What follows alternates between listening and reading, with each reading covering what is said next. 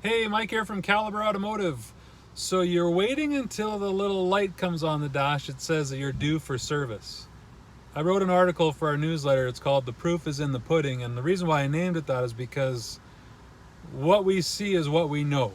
And what we know is the vehicles that go the extended intervals, and we're talking over 10,000 kilometers. There's a lot of them that are marked at 9,000 kilometers, 10, 12, all the way up to 18,000 kilometers before it's due for an oil change. What happens is the oil can no longer carry contaminants. It'll still lubricate, but it won't have the additives in it in order to properly clean and carry the contaminants that are in the system.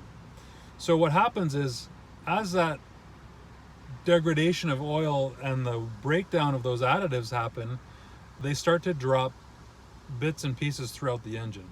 And it eventually turns into what we call sludge, oil sludging. The other thing that happens is it can become acidic, and it interacts with the plastic and the rubber seals in the system and creates oil leaks. So oil changes are not the most expensive part of service, and they're good insurance. Oil leaks are generally expensive to repair. So shorten up the interval and save some money in the long run. What happened was the automakers wanted to market a low maintenance vehicle. So by way of such a thing is that they extend the oil change intervals. So instead of it doing twice a year, you're doing it once a year and that sort of thing. So at the end of the day, they were having problems. They had early failure timing chains, early failure engines. And so what they had to do is the engineers went back to the drawing board and they tried to figure out what's going on with all these engine problems and why are they happening. And what they discovered was the oil couldn't maintain its properties long enough during the oil change interval to properly lubricate components or protect them, and as such, increased and excessive wear was taking place early on in the engine's life.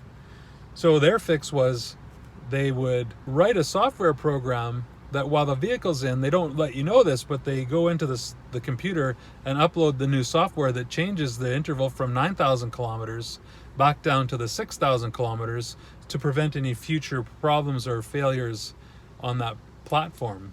The reason why I bring it up is just because if we rely solely on the light, you will face more in maintenance and breakdown costs than it would be as if you just stick to a 6,000 interval and maintain the vehicle more regularly. As I mentioned before, the proof is in the pudding. We see what we see.